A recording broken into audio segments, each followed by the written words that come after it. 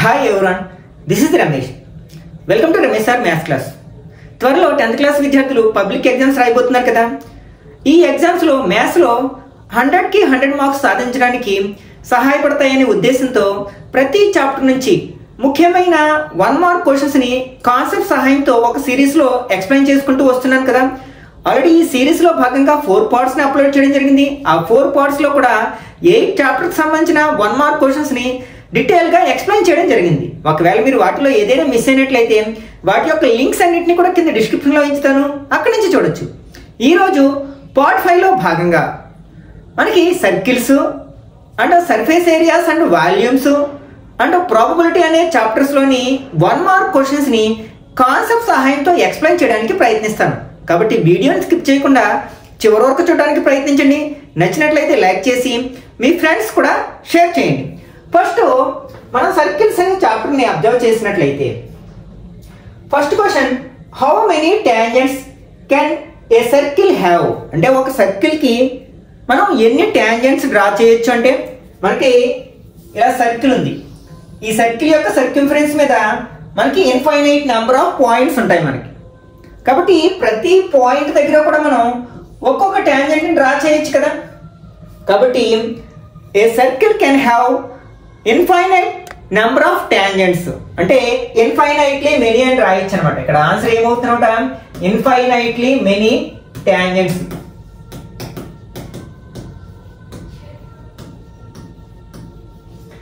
Okay, next second question, what is the name of the line intersecting a circle in 2 distinct points? అంటే మనకి ఒక సర్కిల్ని 2 different పాయింట్స్తో touch అయ్యే ఆ లైన్ని ఏమంటారు అంటే మనం సీకెంట్ అంటాం. అదే ఒకే ఒక పాయింట్ దగ్గర టచ్ చేసే లైన్ ఏమంటాం మనం, ట్యాంజెంట్ అంటాం. ఓకే, ట్యాంజెంట్ సర్కిల్కి మనకి ఎన్ని కామన్ పాయింట్స్ ఉంటాయంటే ఓన్లీ 1 కామన్ పాయింట్ ఉంటుంది, దాన్నే పాయింట్ ఆఫ్ కాంటాక్ట్ అంటాం. అదే ట్యాంజెంట్కి సర్కిల్కి ఎన్ని కామన్ పాయింట్స్ ఉంటాయంటే 2 కామన్ పాయింట్స్ ఉంటాయి అనమాట. కాబట్టి ఒక సర్కిల్ని 2 పాయింట్స్లో టచ్ చేసే లైన్ ఏమంటారట మనం సీకెంట్ అంటాం. కాబట్టి దీని ఆన్సర్ ఏమవుతుందన్నమాట, secant. Okay, next third one, how many tangents can be drawn to a circle from an external point? అంటే మనం ఒక సర్కిల్కి ఎక్స్టర్నల్ పాయింట్, ఇందులో ఉండే వాటిని ఇంటీరియర్ పాయింట్స్ అంటాం, బయట ఉండే వాటిని ఎక్స్టీరియర్ పాయింట్స్ అంటాం. ఒక external point, for example P అనే ఎక్స్టర్నల్ పాయింట్ నుంచి దీనికి ఎన్ని టాంజెంట్స్ డ్రా చేయొచ్చు అంటే ఇట్లా పైకి ఒక ట్యాంజెంట్ని డ్రా చేయొచ్చు, అట్లాగే క్రింది వైపుగా ఒక ట్యాంజెంట్ని డ్రా చేయొచ్చు. ఓకే, ట్యాంజెంట్ అంటే సర్కిల్ ఒకే ఒక పాయింట్ దగ్గర టచ్ అయ్యాలి, అంతకు మించి మనం ట్యాంజెంట్స్ డ్రా చేయలేం కదా. కాబట్టి మనం ఎక్స్టర్నల్ పాయింట్ నుంచి ఎన్ని ట్యాంజెంట్స్ డ్రా చేయగలము అంటే ఇక్కడ ఆన్సర్ ఏమవుతుందట, 2 అవుతుంది. ఆ ట్యాంజెంట్స్ రెండు కూడా మనకి ఈక్వల్ లెంత్ని కలిగి ఉంటాయి. ఆల్రెడీ అది మనకి 4 మార్క్స్లో ఇంపార్టెంట్ క్వశ్చన్ కూడా అవుతుంది అనమాట.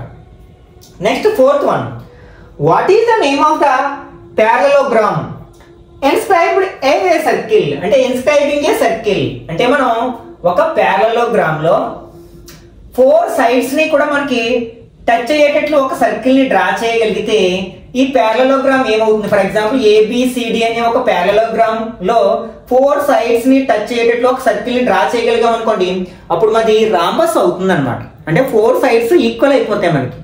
కాబట్టి మనకి 4 సైడ్స్ ఈక్వల్ గా ఉన్న ఆ ప్యారలోగ్రామ్ ఏమంటాం మనం, రాంబస్ అంటాం కదా. కాబట్టి దీనికి కరెక్ట్ ఆన్సర్ ఏమవుతుందంటే రాంబస్.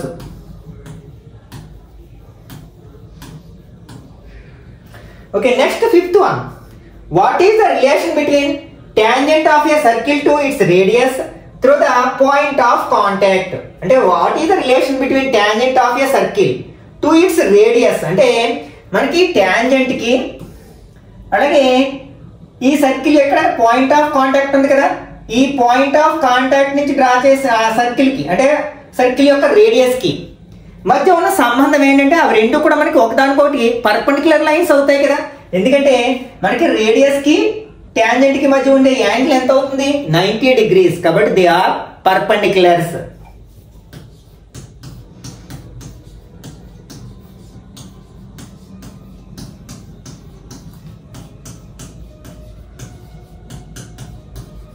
అంటే దీన్ని మరొక రకంగా ఎలా వాడవచ్చు అనమాట, the angle between the radius and tangent is 90 degrees అని రాస్తే సరిపోతుంది, లేకపోతే రైట్ యాంగిల్ అని రాస్తే సరిపోతుంది అనమాట.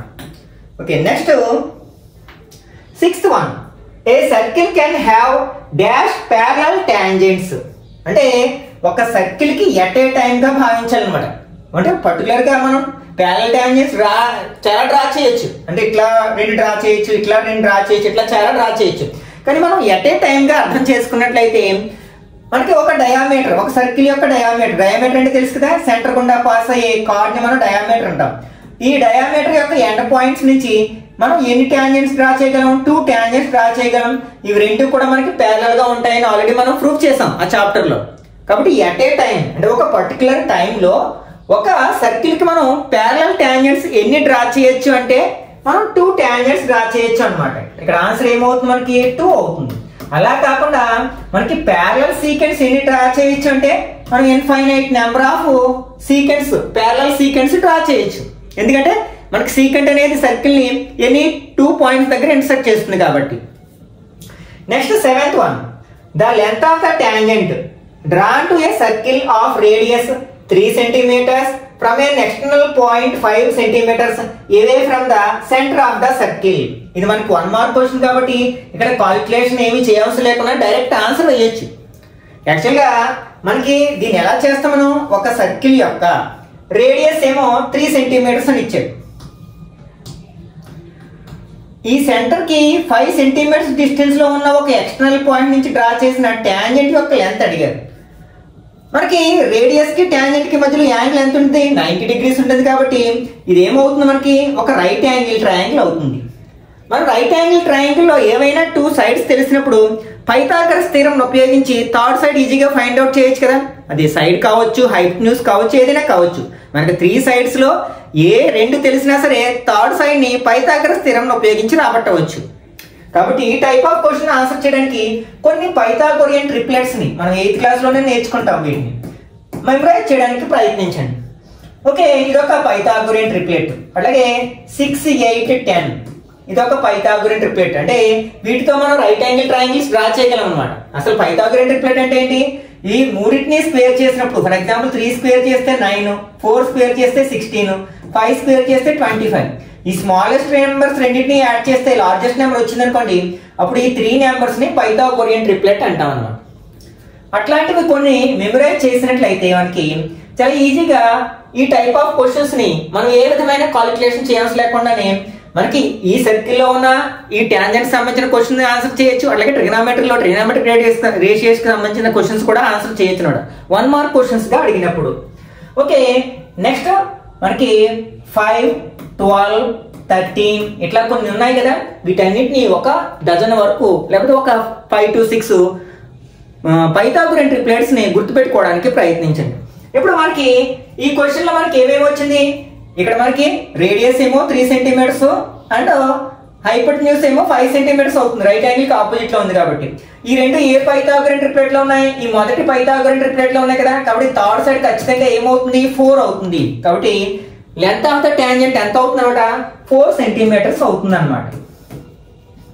ఒకవేళ మనకి length of the tangent distance ఇచ్చినప్పుడు రేడియస్ ఫైండ్ అవుట్ చేయొచ్చు, లేకపోతే length of the tangent radius ఇచ్చినప్పుడు డిస్టెన్స్ ఫ్రమ్ ద సెంటర్ కూడా మనం ఫైండ్ అవుట్ చేయొచ్చు ఈ కాన్సెప్ట్ ని బేస్ చేసుకుని.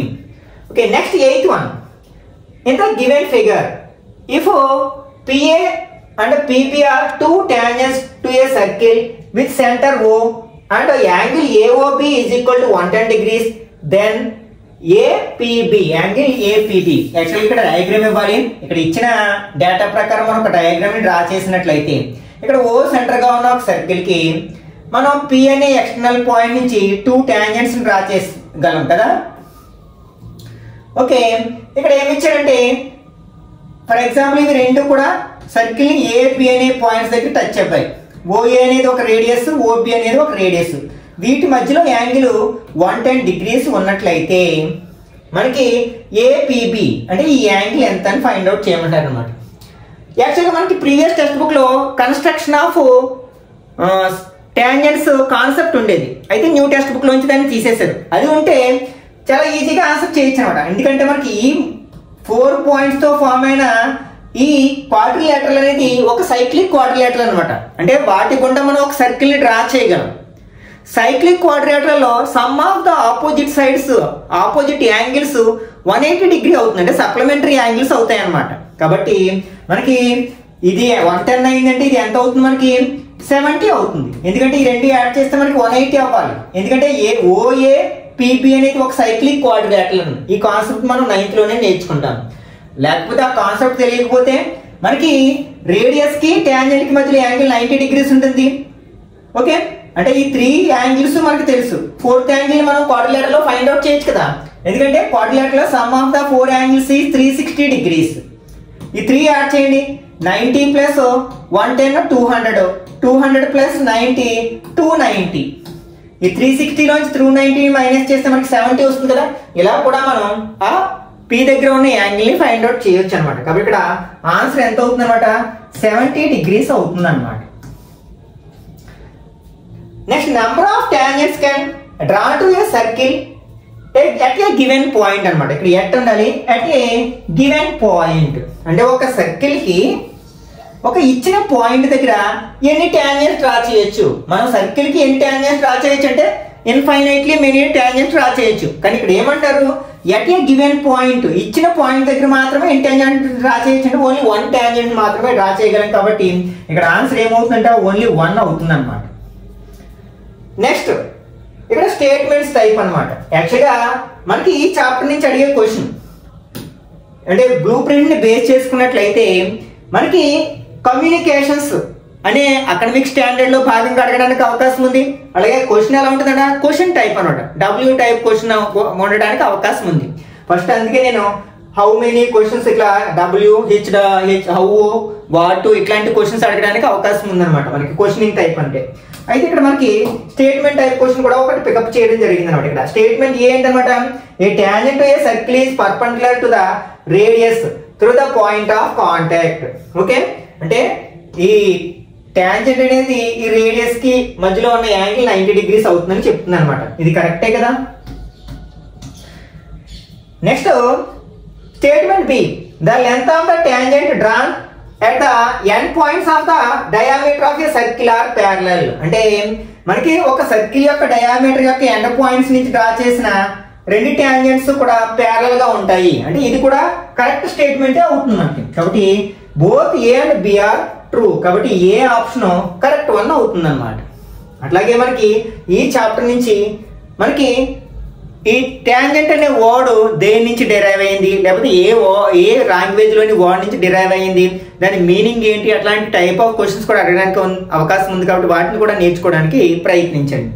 ఓకే, నెక్స్ట్ చాప్టర్ అయిన సర్ఫేస్ ఏరియాస్ అండ్ వాల్యూమ్స్. ఈ చాప్టర్ లో అడిగే క్వశ్చన్స్ ఆన్సర్ చేయాలంటే మనకి ఫార్ములాస్ మీద గ్రిప్ ఉండాలన్నమాట. ముఖ్యంగా సిలిండరు, నెక్స్ట్ కోను అండ్ స్పియర్, వాటితో పాటు మనకి క్యూబ్, క్యూబాయిడ్, వీటికి సంబంధించిన ఫార్ములాస్ మనకి తెలిసి ఉండాలి. అలాగే వాటిని ఏ సందర్భంలో ఎలా వాడాలో కూడా తెలిసినట్లయితే మనం ఈ చాప్టర్ నుంచి అడిగే ఏ క్వశ్చన్ అయినా సరే చాలా ఈజీగా ఆన్సర్ చేయొచ్చు అనమాట. మనకి ఈ చాప్టర్ నుంచి అడిగే క్వశ్చన్ సాధారణంగా ఎలా ఉంటుందంటే విజువలైజేషన్ అండ్ రిప్రజెంటేషన్, అంటే డయాగ్రామ్స్ రూపంలో అడగడానికి అవకాశం ఉంది. డ్రా ఏ డయాగ్రామ్ ఆఫ్ ఒక ఇన్ఫర్మేషన్ ఇచ్చి ఆ ఇన్ఫర్మేషన్ తగిన రఫ్ డయాగ్రామ్ ని డ్రా చేయమనొచ్చు అనమాట. ఫస్ట్ క్వశ్చన్ చూడండి, draw a figure of cylinder. అంటే సిలిండర్ యొక్క ఫిగర్ ని డ్రా చేయమన్నారు. With height h centimetres and base radius r centimetres. అంటే ఇక్కడ మనం ఒక సిలిండర్ డయాగ్రామ్ డ్రా చేయాలి. సిలిండర్ డయాగ్రామ్ మనకి తెలుసు కదా, మనకి బేస్ అండ్ టాప్ 2 కాంగ్రుయెంట్ సర్కిల్స్ అవుతాయి. అలాగే లాటరల్ సర్ఫేస్ కర్వ్డ్ సర్ఫేస్ అవుతుంది. ఇలా ఉంటే దాన్ని మనం సిలిండర్ అంటాం. ఇక్కడ ఏమి ఇచ్చారు, హైట్ ఏమో h సెంటీమీటర్స్ ఇచ్చారు, అలాగే బేస్ రేడియస్ r సెంటీమీటర్స్ ఇచ్చారు. ఇట్లా డ్రా చేయాల్సి ఉంటుంది ఒక రఫ్ డయాగ్రామ్ ని. Next second question, draw a rough figure of a cone. ఇక్కడ మనం దేని డ్రా చేయాలి, కోన్ డ్రా చేయాలి. With height h centimetres and slant height l centimetres and radius r centimetres. Okay, cone లో మనకి బేస్ ఎలా ఉంటుంది, ఒక సర్క్యులర్ షేప్ లో ఉంటుంది. అలాగే టాప్ ఏమో ఒక వెర్టెక్స్ ఉంటుంది. అంటే ఈ షేప్ లో డ్రా చేయాల్సి ఉందన్నమాట. ఇక్కడ మనకి హైట్ అంటే ఏంటి, వెర్టికల్ హైట్ అనమాట. ఈ మిడిల్లో ఉండేదాన్ని మనం వెర్టికల్ హైట్ అంటాం. ఇది h సెంటీమీటర్స్ అన్నారు. బేస్ రేడియస్ r సెంటీమీటర్స్ అన్నారు. స్లాంట్ హైట్, దీన్ని మనం స్లాంట్ హైట్ అంటాం, l అంటాం అనమాట. Next third one, draw a rough dry figure of the hemisphere of radius r centimetres. ఇక్కడ హెమిస్పియర్ యొక్క డయాగ్రామ్ ని డ్రా చేయాలి. స్పియర్ లో హాఫ్ మనం హెమిస్పియర్ అంటాం కదా, ఇట్లా ఉంటే అది హెమిస్పియర్ అవుతుంది అనమాట. దీని రేడియస్ r కాబట్టి ఇక్కడ r రాయాల్సి ఉంటుంది అనమాట. Okay, next fourth one, draw the combination of two cubes of same side with end to end join together. అంటే రెండు క్యూబ్స్ ఒకదాని ఎడ్జ్ అంటే ఫేస్లు ఒకదానికి ఒకటి తగిలేటట్లు రెండు క్యూబ్స్ ని డ్రా చేయమంటారు. క్యూబ్ అంటే తెలుసు కదా, all edges are equal in length. కాబట్టి రెండు స్క్వేర్ని ఒకదాని వెనక ఒకటి వేసి ఈ వెర్టెక్స్ మనం జాయిన్ చేసినట్లయితే కార్నర్స్, అలాగే ఇలాంటిదే మనం వెనకాల ఒకటి వేసినట్లయితే same squares.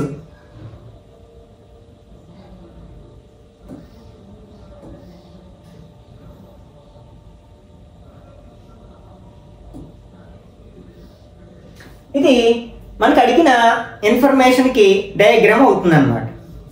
Okay, next fifth one, draw a rough draw figure of a toy top which is in the shape of hemisphere surmounted by A cone of radius r and height h. ఇక్కడ మనం ఒక tap యొక్క diagram వేయాలి. అది ఎలా ఉంది, మనకి ఒక హెమిస్పియర్ మీద ఒక కోన్ బోర్లించినట్టుగా ఉందన్నమాట. రివర్స్ లో ఇన్వర్టెడ్ గా వేసినా no problem.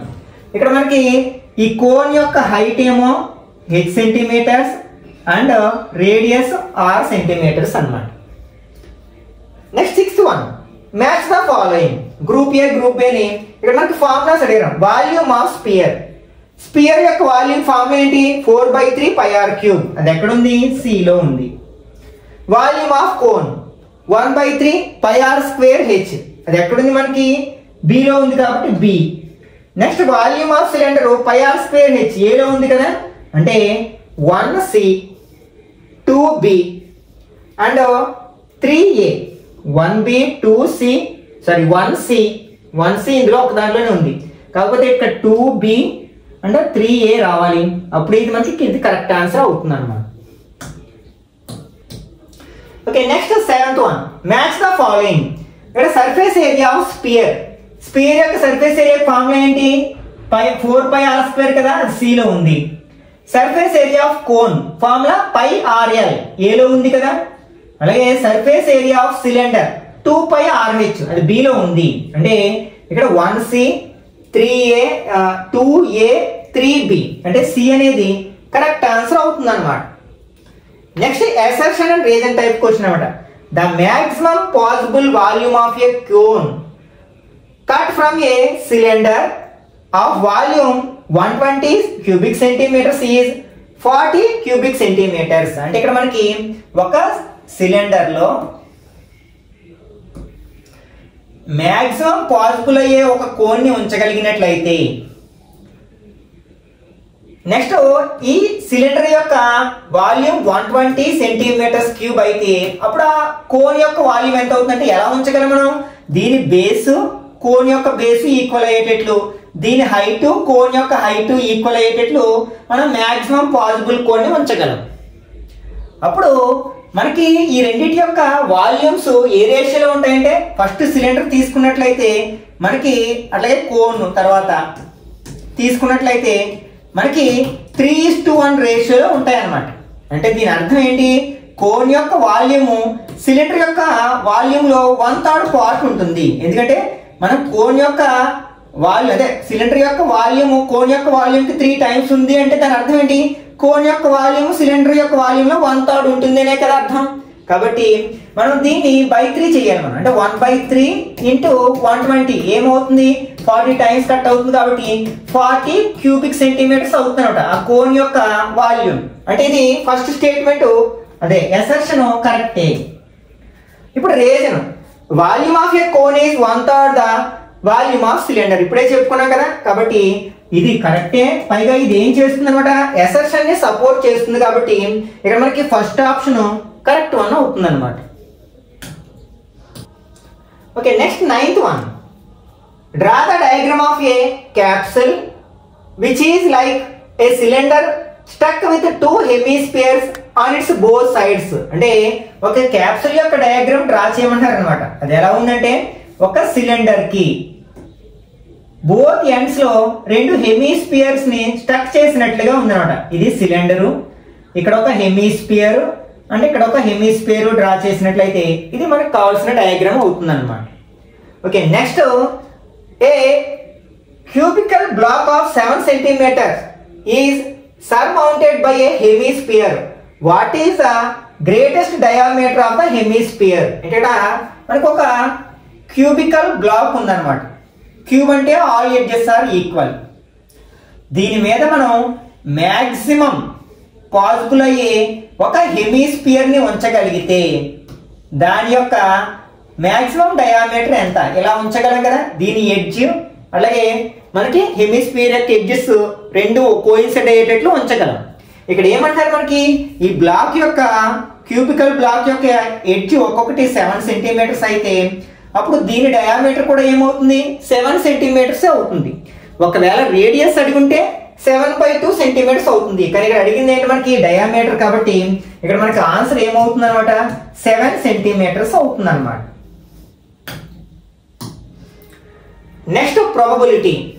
Okay, first one ఏంటంటే if P of E equal to 0.05 then what is the probability of not P of E?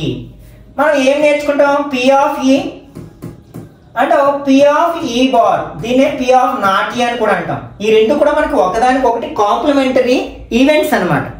అంటే ఇది జరిగితే ఇది జరగదు, ఇది జరిగితే ఇది జరగదు. ఫర్ ఎగ్జాంపుల్ ఒక గేమ్ ఉంది, ఆ గేమ్ లో గెలవడం అనేది P of అయితే ఓడిపోవడం అనేది P of E బార్ అవుతుంది అనమాట. దాన్నే P of not E అని కూడా అంటాం అనమాట. ఈ రెండింటి యొక్క సమ్ ఆఫ్ ప్రాబబిలిటీస్ ఆల్వేస్ 1 అవుతుందని నేర్చుకున్నాం కదా. దీని నుంచి మనం P of E bar is equal లేకపోతే నాట్ E ఈక్వల్ ఏం రాయొచ్చు 1 P of E ని RH లో ట్రాన్స్ఫర్ చేస్తే మైనస్ P of E అవుతుంది. కాబట్టి ఇక్కడ మనకి P of E ఏమి ఇచ్చారు 0.05 ఇచ్చారు, సబ్స్టిట్యూట్ చేస్తాం. 1 లో పాయింట్ లేదు కాబట్టి ఏం చేస్తాం 1 పాయింట్, ఇక్కడ పాయింట్ తర్వాత 2 ప్లేసెస్ ఉన్నాయి కాబట్టి 2 జీరోస్ పెట్టాను. పాయింట్ కింద పాయింట్ ఉండేది రాసాం అనుకోండి. ఇప్పుడు మైనస్ చేయండి, 0 నుంచి 5 మైనస్ చేయలేదు కదా కాబట్టి బారో తెచ్చుకుంటాం. ఇక్కడ 0 ఉంటుంది, ఇక్కడ 9 రాస్తాం 10. 10 లోంచి 5 మైనస్ చేస్తే 5, 9 లోంచి 0 మైనస్ చేస్తే 9, పాయింట్ దగ్గర పాయింట్ నుంచి 0 అంటే ఇక్కడ P of not E ఎంత అవుతుంది అనమాట 0.95 అవుతుంది అనమాట. Next the mathematician who made significant contribution to the field of probability. అంటే మ్యాథమెటిషియన్స్ అనమాట. యాక్చువల్గా ఈ టైప్ ఆఫ్ క్వశ్చన్స్ కూడా అడగడానికి అవకాశం ఉంది. అంటే ప్రాబబిలిటీని డెవలప్ చేయడంలో కీ రోల్ ప్లే చేసిన వ్యక్తులు ఎవరు అంటే మనకి ఇద్దరు ఉన్నారన్నమాట. ఒకరేమో పాస్కల్, బ్లెజ్ పాస్కల్, మరొకటేమో ఫెర్మాట్. వీళ్ళిద్దరూ కూడా ఈ ప్రాబబిలిటీ అభివృద్ధి చెందడంలో చాలా కీ రోల్ని ప్లే చేయడం జరిగింది. అలాగే మనకి గేమ్ ఆఫ్ ఛాన్సెస్ అనే ఒక బుక్ని రాయడం జరిగింది. Who road the book of chances of game of chances అనే బుక్ అనే క్వశ్చన్ కూడా అడగొచ్చు. దానికి ఎవరంటే జే కార్డాన్. ఈ నేమ్ ను కూడా గుర్తుపెట్టుకోవడానికి ప్రయత్నించండి అనమాట. ఇతను ఆ బుక్ ను రాయడం జరిగింది, ఆథర్ అనమాట.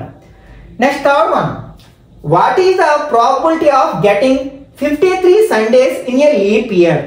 అంటే మనకి లీప్ ఇయర్ లో ఎన్ని డేస్ ఉంటాయి 366 డేస్ ఉంటాయి. నార్మల్ ఇయర్ లో 365 డేస్ ఉంటాయి. మనకి ఇందులో ఎన్ని వీక్స్ ఉంటాయంటే వీక్ 7 డేస్ ఉంటాయి కాబట్టి 7 తో డివైడ్ చేసినట్లయితే 5 7s are 35, 1 6, 2 7s are 14, ఇంకా 2 డేస్ ఉంది. అంటే మనకి ఇక్కడ 52 కంప్లీట్ వీక్స్ ఉన్నాయి, 2 డేస్ ఎక్స్ట్రా ఉన్నాయి అన్నమాట. ఇక్కడ ఏమన్నారు 53 సండేస్ రావాలి. అంటే 53 సండేస్ రావాలంటే ఈ 2 డేస్ లో ఖచ్చితంగా ఒకటి సండే అవ్వాలన్నమాట. అంటే ఈ 2 డేస్ ఏమవ్వచ్చు సండే మండే అవ్వచ్చు, లేకపోతే మండే ట్యూస్డే అవ్వచ్చు, Tuesday Wednesday, Wednesday Thursday, Thursday Friday, Friday Saturday, Saturday Sunday. ఈ కాంబినేషన్ లో ఏదైనా కావచ్చు కదా, ఎందుకంటే 2 వరుస రోజులు అవుతాయి కదా. కాబట్టి అంటే ఈ కేసులో వచ్చినా మనకి 53 సండేస్ అవుతాయి, అలాగే ఈ కేసులో కూడా మనకి 53 సండేస్ ఉంటాయి. అంటే ఇక్కడ మొత్తం టోటల్ ఛాన్సెస్ ఎన్ని ఉన్నాయి? 7 ఛాన్సెస్ ఉన్నాయి. వాటిలో ఫేవరబుల్గా ఎన్ని ఉన్నాయి? 2నే ఉన్నాయి. కాబట్టి లీప్ ఇయర్లో మనకి 53 సండేస్ ఉండడానికి, అది సండేస్ కావచ్చు, మండేస్ కావచ్చు, ఏ డే కావచ్చు, మనకి ప్రాబిలిటీ ఎంత అంటే 2/7 అన్నమాట. ఓన్లీ 52 సండేస్ ఉండడానికి ప్రాబిలిటీ ఎంత అంటే మనకి ఇవి 2 సండేస్ కాకూడదు. అప్పుడు ఫేవరబుల్ అవుట్కమ్స్ ఎన్ని అవుతాయి? మనకి 5 అవుతాయి. అప్పుడు 5/7 అంటే ఏంటిది? 53. లీప్ ఇయర్లో అయితే, లీప్ ఇయర్లో 53 సండేస్ ఉండడానికి ప్రాబిలిటీ ఎంత అంటే 2/7. ఓన్లీ 52 సండేస్ మాత్రమే ఉండడానికి, ఎగ్జాక్ట్లీ 52 సండేస్ ఉండడానికి ప్రాబిలిటీ ఎంత అవుతుంది? 5/7 అవుతుంది అనమాట. అదే నాన్ లీప్ ఇయర్ చూసుకున్నట్లయితే మనకి ఇక్కడ రిమైండర్ 1 వస్తుంది. అంటే ఒక 52 కంప్లీట్ వీక్స్ ఉంటాయి, అలాగే ఒక రోజు ఎక్స్ట్రా ఉంటుంది.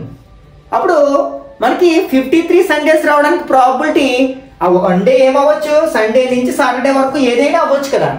అప్పుడు అందులో మనకి సండే ఎన్ని ఒకటే ఉంది. కాబట్టి ఫేవరబుల్ అవుట్కమ్స్ ఎన్ని? 1. నెక్స్ట్ టోటల్ ఈ ఛాన్సెస్ ఎన్ని ఉన్నాయి? 7. 1/7 అవుతుంది నాన్ లీప్ ఇయర్లో అయితే, నార్మల్ ఇయర్లో అయితే. Next, what is the probability of getting an odd number when a die is rolled once? మనం డై మీద ఏముంటాయి నెంబర్స్? 1, 2, 3, 4, 5, 6. ఇవి total number of outcomes. Total outcomes ఎన్ని ఉన్నాయంటే 6 ఉన్నాయి. డినామినేటర్లో 6 వేస్తాం. ఇందులో మనకి ఆడ్ నెంబర్ అవడానికి ప్రాబిలిటీ, ఆడ్ నెంబర్స్ ఎన్ని ఉన్నాయి? 1, 3, 5. 3 ఉన్నాయి. అంటే 3/6, 3 టేబుల్ కట్ చేస్తే 1/2 అవుతుంది అనమాట. కాబట్టి మనం డైస్ ని రోల్ చేసినప్పుడు ఆడ్ నెంబర్ రావడానికి ప్రాబిలిటీ ఎంత అనమాట? 1/2 అన్నమాట. Next, 5th one, what is the probability of getting 2 heads when 2 coins tossed together? ఇక్కడ మనకి ఒక కాయిన్ ని టాస్ చేసినప్పుడు మనకి పాసిబుల్ అవుట్కమ్స్ ఏముంటాయి? అది హెడ్ అయినా రావచ్చు, టైల్ అయినా రావచ్చు. అంటే ఇక్కడ 2 ఉంటాయి. అదే మనం 2 కాయిన్స్ ని ఎట్ ఎ టైమ్ మనం టాస్ చేసినప్పుడు పాసిబుల్ అవుట్కమ్స్ ఎన్ని ఉంటాయి? 2 హెడ్లు రావచ్చు, లేకపోతే ఫస్ట్ ఒక దాని మీద హెడ్, అంటే మొదటి దాని మీద హెడ్ వచ్చి రెండో దాని మీద టైల్ రావచ్చు, మొదటి దాని మీద టైల్ వచ్చి రెండో దాని మీద హెడ్ రావచ్చు. ఈ 2 ఒకటి కాదు, వేరు వేరు గుర్తుపెట్టుకోండి. అలాగే 2 టైల్స్ రావచ్చు. అంటే ఇక్కడ ఎన్ని పాసిబుల్ అవుట్కమ్స్ ఉంటాయి? 4 పాసిబుల్ అవుట్కమ్స్ ఉన్నాయి. అంటే టోటల్ నెంబర్ ఆఫ్ అవుట్కమ్స్ ఎంత అంటే 4 అనమాట. ఇక్కడ ఏమంటారు క్వశ్చన్? గెటింగ్ 2 heads అనమాట. అంటే 2 heads రావడానికి ప్రాబిలిటీ ఎంత అంటే మనకి ఇక్కడ 2 heads రావడానికి ఒకే ఒక పాసిబుల్ అవుట్కమ్ ఉంది. కాబట్టి 1/4 అవుతున్నాడు. ఇక్కడ మనకి ఆన్సర్ ఎంత అవుతుందన్నమాట? 1/4. అట్లా కాకుండా అట్లీస్ట్ 1 headed అని అనుకోండి, అప్పుడు ఫేవరబుల్ అవుట్కమ్స్ ఎన్ని అవుతాయి? 3 కూడా ఫేవరబుల్ అవుట్కమ్స్ ఉంటాయి. కనీసం ఒక హెడ్ వస్తే చాలు మనకి.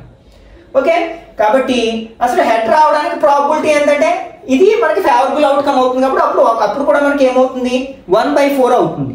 అలా కాకుండా ఎగ్జాక్ట్లీ 1 head మాత్రమే రావడానికి ప్రాబిలిటీ ఏంటంటే ఇందులో ఇది వచ్చినా అది ఫేవరబుల్ అవుతుంది, ఇది వచ్చినా మనకి ఫేవరబుల్ అవుతుంది. ఒకే ఒక హెడ్ వచ్చినట్టు అవుతుంది. కాబట్టి 2/4 అంటే 1/2 అవుతుంది అనమాట.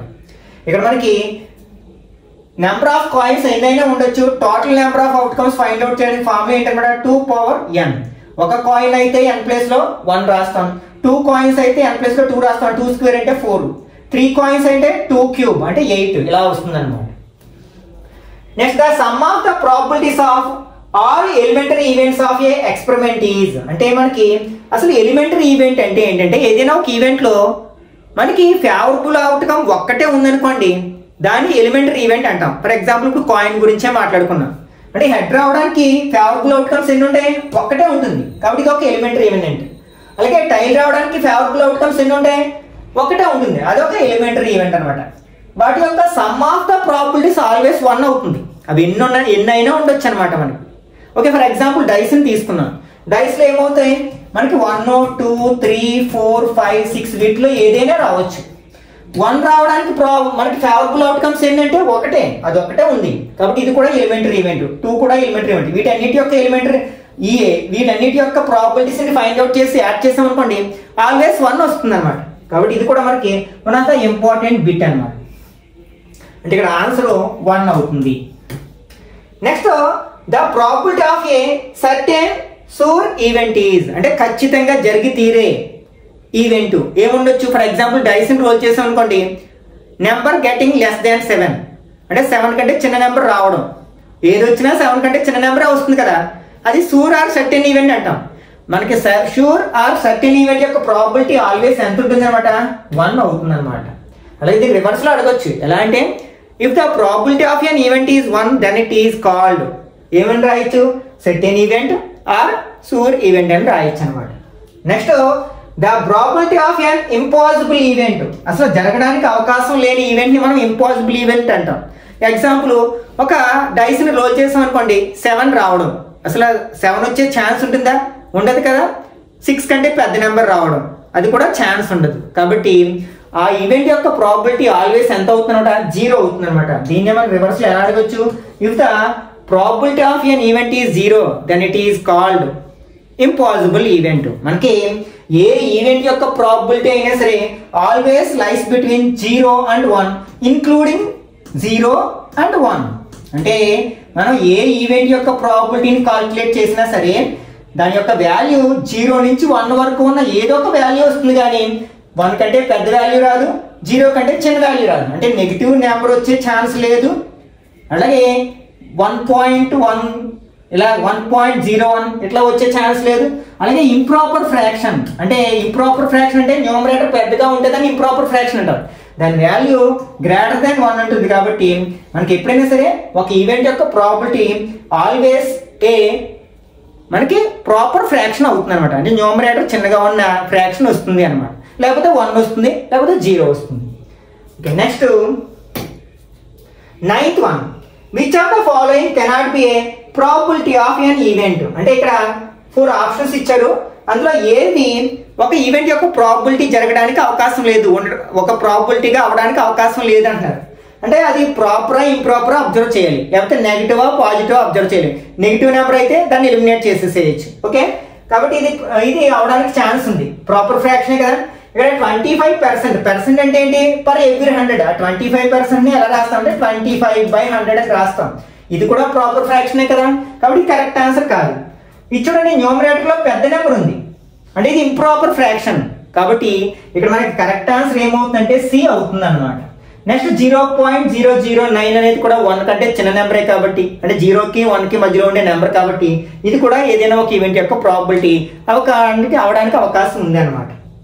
Next 10th one, assertion, the probability of winning a game is 0.4, then the probability of losing it is 0.6. ఇక్కడ విన్నింగ్ లూజింగ్ అనేవి ఏంటి, రెండు కూడా కాంప్లిమెంటరీ ఈవెంట్స్. విన్ అయితే ఓడిపోవడానికి ఛాన్స్ ఉండదు, ఓడిపోతే విన్ అవ్వడానికి ఛాన్స్ ఉండదు. కాబట్టి ఈ రెండింటిని మనం కాంప్లిమెంటరీ ఈవెంట్స్ అంటాం. కాబట్టి మనకి ఈ రెండింటి మొత్తము 1 అవుతుంది. 0.4 0.6 యాడ్ చేస్తే 1 వస్తుంది. కాబట్టి ఇది కరెక్టే, ఈ అసర్షన్ కరెక్టే. Okay, P of E plus P of E bar is equal to 1. అంటే probability of an event plus probability of its complementary event is equal to 1 అవుతుంది. కాబట్టి ఇది కరెక్టే. నెక్స్ట్ ఈ రీజన్ అనేది అసర్షన్ ని సపోర్ట్ చేస్తుంది. కాబట్టి ఇక్కడ మనకి ఏ అనే ఆప్షన్ కరెక్ట్ ఆప్షన్ అవుతుంది అనమాట. ఓకే, ఇక్కడతో మనం టార్గెట్ 100లో భాగంగా మనకి 1 మార్క్ క్వశ్చన్స్ రావడానికి మ్యాక్సిమం ఛాన్సెస్ ఉన్న అన్నిటినీ కాన్సెప్ట్ సహాయంతో డిస్కస్ చేయడం జరిగింది. ఓకే, ఈ వీడియో నచ్చినట్లయితే లైక్ చేయండి, అలాగే మీ ఫ్రెండ్స్ కూడా షేర్ చేయండి. ఇట్లాంటి మరిన్ని వీడియోస్ కోసం ఛానల్ సబ్స్క్రైబ్ చేసుకుని రెగ్యులర్గా ఫాలో అవ్వండి. నెక్స్ట్ వీడియోలో మనం 2 మార్క్స్ క్వశ్చన్స్ మీద కాన్సెప్ట్ చేయడానికి ప్రయత్నిద్దాం.